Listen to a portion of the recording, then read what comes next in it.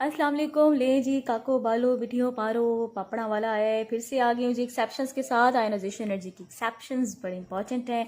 अच्छा, मैंने अक्सर देखा है कि मैंने जब भी कहीं कभी देखा है ना, एमडी कैट का पेपर हो, चाहे वो हमारा ई कैट हो, एंटी टेस्ट का कोई भी पेपर हो, या डिफरेंट एमसीक्यूज़ हो, इवन बोर्ड एग्जामिनेशन में भी जो एमसीक्यूज़ होते हैं।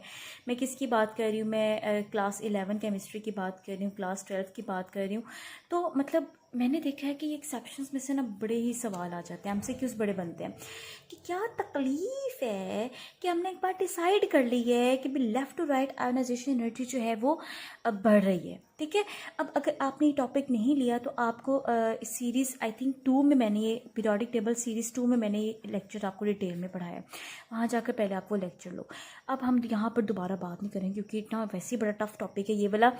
लेफ़्ट टू राइट हम जानते हैं कि भाई यहाँ पे इलेक्ट्रॉन निकलवाना ईजी है क्योंकि इनका साइज़ है बड़ा। आगे आगे जा रहे हैं, साइज़ होता जा रहा है एटम्स का छोटा, इलेक्ट्रॉन निकलवाना होता जा रहा है मुश्किल।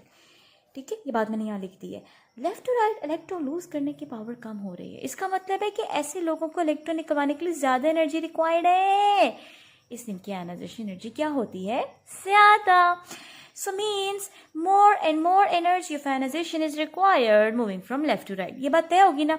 अब बेटा इसमें मेरी बात सुनो, ये क्लियर है ना कि भाई सोडियम के इलेक्ट्रॉन निकलवाना इजी है, मुश्किल मुश्किल मुश्किल मुश्किल मुश्किल मुश्किल मुश्किल आहा, ये नहीं आहिस्ता आहिस्ता इलेक्ट्रॉन निकलवाना मुश्किल होता जा रहा है, आयनाइजेशन एनर्जी बढ़ती जा रही है। ये बात तय हो गई, यहाँ तक हवशी शाह हुई, यहाँ डन हो गया।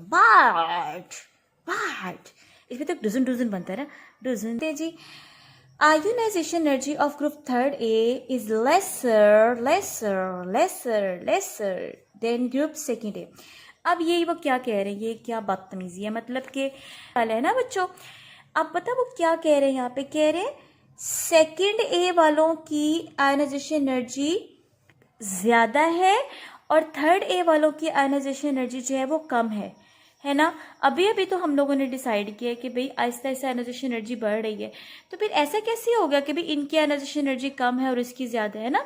ये तो काम ख़राब हो गया क्योंकि हमने तो कहा आगे आगे क्या हो रही है, बढ़ रही है। गंदी बात की ना, गंदी बात थू कर दें। चले आगे चलते हैं, हमने ना इस बात को प्रूव करना है आगे जाके। एनीवेज पहले एक और एक्सेप्शन देख लीजिए। एक और वो बदतमीजी कर रहे हैं, किस कह रहे हैं 6th ए वालों की एनर्जी कम है, वो कह रहे हैं इनकी कम है जबकि इनकी ज्यादा है। ये देखो ना, हमने तो पढ़ा कि भी इन लोगों की ज्यादा है, आहिस्ता आहिस्ता ज्यादा हो रही है। अब ये क्या तुम लोग कह रहे हो भी इनकी कम है बाबूजी? हाँ हाँ, ये भी सारी इस तो हमने ये 2 एक्सेप्शंस को आज प्रूव करना है। तो चले जी, वाई रीजन पढ़ते हैं जी। हाँ जी, तो रीज़न एक्सप्लेन करने के लिए मैंने क्या किया है कि मैंने कॉन्फ़िगरेशन बनाई है। अब देखो प्यारे बच्चों, आप ना भी बच्चे छोटे छोटे छोटे मुन्ने काके हो, आपको नहीं पता कॉन्फ़िगरेशन क्या होती है, क्योंकि अगर आप शुरू से ही सारी चीज़ें स्टार्ट कर रहे हो तो डेफिनेटली आपके लिए मुश्किल है इलेक्ट्रॉनिक कॉन्फ़िगरेशन को समझना। इसके लिए आपने लेक्चर मेरा पढ़ लेना है, फिर देखना दुनिया की हर चीज़ आपको आ जाएगी। बस आपने मेरे ही लेक्चर पढ़ना है क्योंकि केमिस्ट्री से मैं ही पढ़ा सकती हूँ, मेरा कोई नहीं पढ़ा सकता। आई मीन कोई भी पढ़ लो, लेकिन कॉन्फ़िगरेशन वाला लेक्चर बड़ा इंपॉर्टेंट होता है। मैंने भला क्या किया, वो सेकेंड डे वालों और थर्ड डे वालों की बात कर रहे हैं ना। मैं सेकेंड डे में से मैग्नीशियम पकड़ लेती हूँ, ठीक है, और थर्ड डे में से एल्यूमिनियम पकड़ लेती हूँ। फिर देखती हूँ कि इनकी कॉन्फ़िगरेशन को क्या तकलीफ है कि इसमें से इलेक्ट्रॉन निकलवाना वो ईजी हो गया और इसमें से मुश्किल हो गया है, जबकि इसमें से ईजी था और इसमें से मुश्किल था, है ना। चलो कॉन्फ़िगरेशन को जल्दी से देखें। आपके टीचर ने ना आपको रट्टा लगवाया था, school school public school public school. ये कॉन्फ़िगरेशन है, ये जब आप पढ़ोगे ना लेक्चर आपको आ जाएगी, वैसे परेशान होने की ज़रूरत नहीं है। देखो बच्चों, अब ये मैं कैसे समझाऊँ पता नहीं। अगर आपको कॉन्फ़िगरेशन नहीं आती तो आपको तो पल्ले कुछ भी नहीं पड़ेगा, लेकिन चलो खैर पढ़ लो है, फिर दोबारा से वो कॉन्फ़िगरेशन वाला लेक्चर भी ले लेना। देखो जब इलेक्ट्रॉन पुट करते हैं ना, पुट, तो पहले स्कूल में जाते हैं, school public school public school. मेरी बात सुनो, स्कूल का मतलब है एस ऑर्बिटल पी एस। पहले वाले एस को कहते हैं 1, दूसरे वाला S2, तीसरे वाला S3 और चौथे वाला S4। डन हो गया। सीक्वेंस ये रहना है, ऐसा नहीं करना कि 4S को उठा के इधर ले आओ, क्योंकि ये ऑफ बो ने हमको दिया हुआ है। अच्छा, पहले वाला P होता है 2, क्योंकि फर्स्ट शेल में P नहीं होता, याद रखना। फिर 3P और आगे चलते जाएं। चलो अब देखो, इसके पास 12 अटोमिक नंबर आ रहा है। 12 अटोमिक नंबर मैंने आपको प्रीवियस लेक्चर में भी पढ़ाया ना कि जितना अटोमिक नंबर होता है उतने ही उसके पास क्या होते हैं, प्रोटॉन्स, और जितने प्रोटॉन्स होते हैं उतने ही उस बंदे के पास क्या हुआ करते हैं, इलेक्ट्रॉन्स। चलो जी पुट करते हैं इलेक्ट्रॉन। जहाँ कहीं s देखो वहाँ एक डब्बा, एक ऑर्बिटल होता है, ऐसे अकेला होता है, इसकी कोई बच्चे नहीं होते हैं, ठीक है बच्चों। तो इसमें हमने 2 इलेक्ट्रॉन एक पुट कर दिए, ठीक है। हमने इलेक्ट्रॉन ऐसे पुट करने की आपस में बातें ना कर सकें, ऐसे भी नहीं करने, ऐसे भी नहीं करने, देखो ना बातें हो रही हैं, ऐसे भी नहीं करने, ऐसे भी नहीं करने, देखो ना अभी भी बातें हो सकती हैं। हमने ऐसे पुट करने के एक का मुंह उरले पास से है तो दूसरे का मुंह परले पास से है।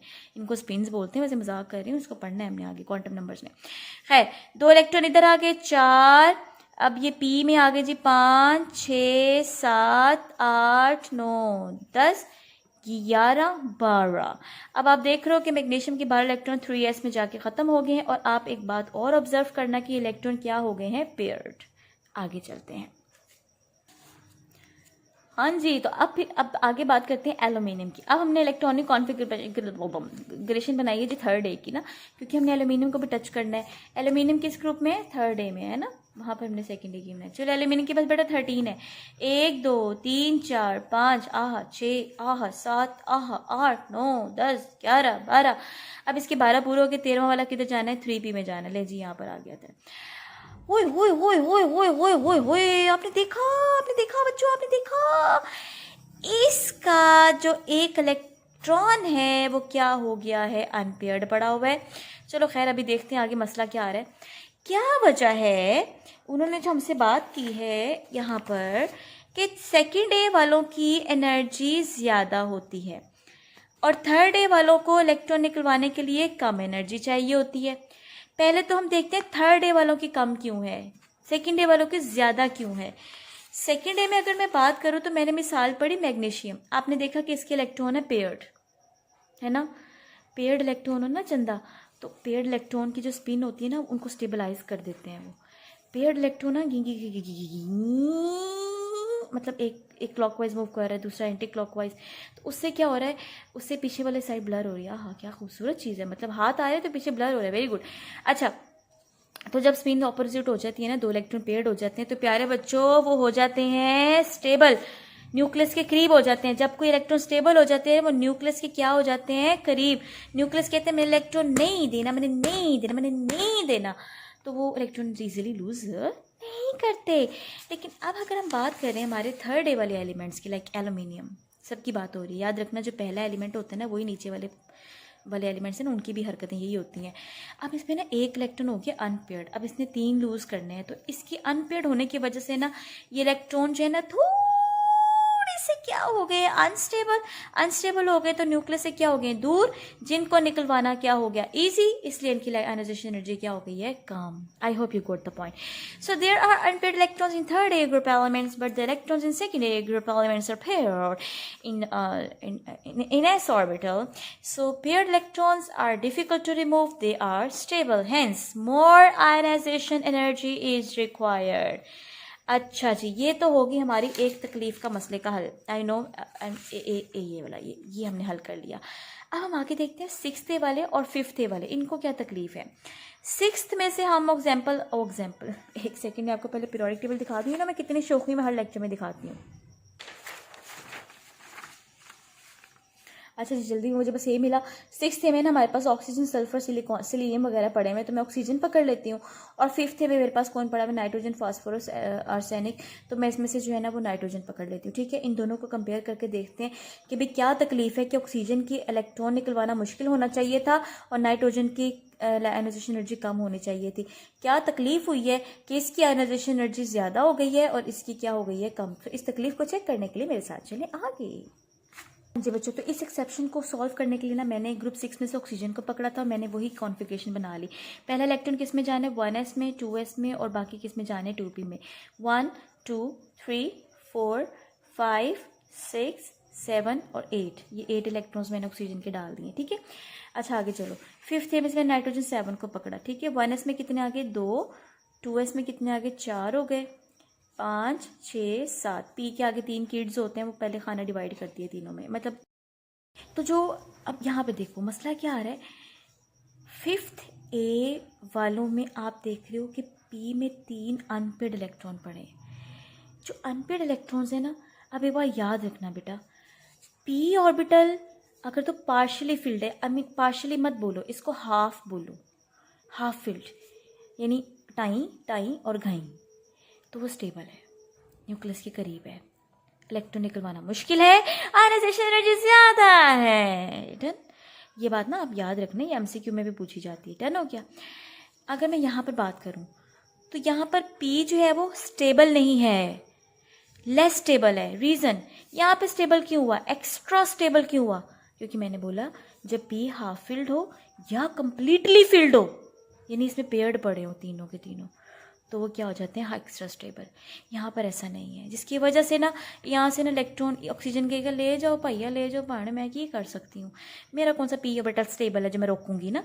नाइट्रोजन कहेगा excuse me, my p orbital is very very very stable, you cannot pull out electron।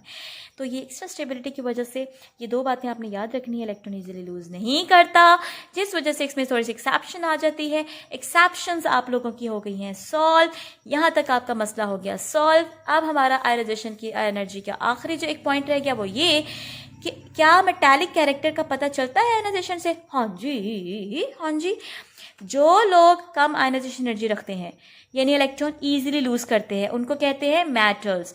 जो लोग ज़्यादा आयनाइजेशन एनर्जी रखते हैं यानी इलेक्ट्रॉन देर से लूज करना पसंद करते हैं या करते ही नहीं, वो गेन करते हैं, और उनको कहते हैं नॉन मेटल्स। और जो ये काम नहीं करना पसंद करते, ना लेते हैं ना देते हैं, उनको क्या बोला जाता है, सेमी मेटल्स। तो आपने इसके लिए लेक्चर पढ़ना है ऑक्टेट रूल का, ये मैंने रेफरेंस के तौर पे लिख दिया है, इससे आपको मजीद बातें मजीद क्लियर हो जाएंगी। So that was the end of this topic. अगर आपने मजीद ये भी पढ़ना है तो ये आप देख सकते हैं, और अगर आपको ये नोट्स कंप्लीट सॉफ्ट में चाहिए तो आप मुझसे रब्ता भी कर सकते हैं। बी एलिगेंट, बी ब्यूटीफुल, अल्लाह हाफिज।